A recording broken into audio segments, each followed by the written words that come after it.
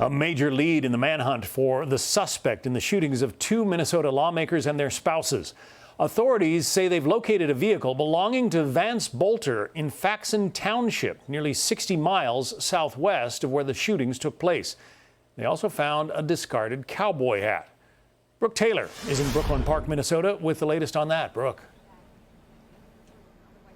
Hi, John. Yeah, that's really the big development right now, that police say that they found his car. They're going door to door in that area trying to find him. That's in Sibley County, as you mentioned, 60 miles from where we are standing right now. We're outside of the home where the Democratic state lawmaker and her husband were targeted, shot, and killed. Take a look at this. The FBI says 57-year-old Vance Bolter is seen here really in this scary is the best way to describe it, latex face mask over his face, dressing like a fake cop to get inside the home. Now, the shooting spree all started around 2 a.m. Sunday in Champlin, that is Minnesota. Police say the shooter first targeted Democratic State Senator John Hoffman, shot him and his wife inside of their home. The front door riddled with bullet holes. Hoffman and his wife, they are recovering at the hospital and they're expected to survive. The shooter, meanwhile, then went to his next target where we are at right now, Democratic State Representative Melissa Hortman's home. She lives just 5 miles away. She and her husband both shot to death. Now, when police got here, they noticed a fake cop car outside in the driveway with even lights on it and what looked like an officer just coming out the door.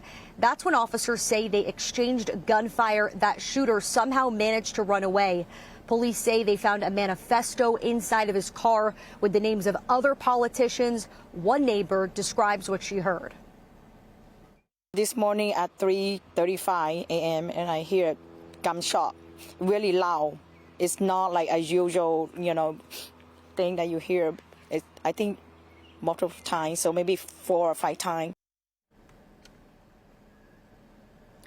And the manhunt continues right now. He was last seen wearing a cowboy hat shortly after these killings right here. Officials say that cowboy hat was found along with another car of his in Sibley County. The local Fox affiliate here in Minnesota spoke to his roommate where he lived part-time. That roommate told the reporter there that he briefly went there after the killings and then even sent a text message saying, quote, he made some bad choices and, quote, might be dead soon. The FBI offering a $50,000 reward for more information right now. John, we continue to follow the story as we're on the second day of this manhunt.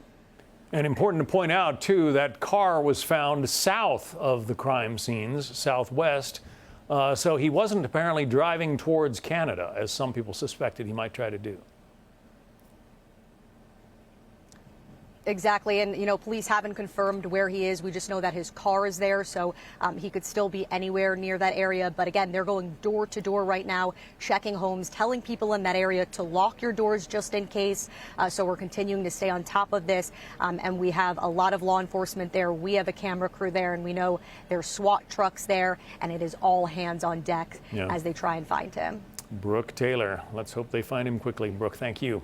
Hey, Sean Hannity here. Hey, click here to subscribe to Fox News YouTube page and catch our hottest interviews and most compelling analysis. You will not get it anywhere else.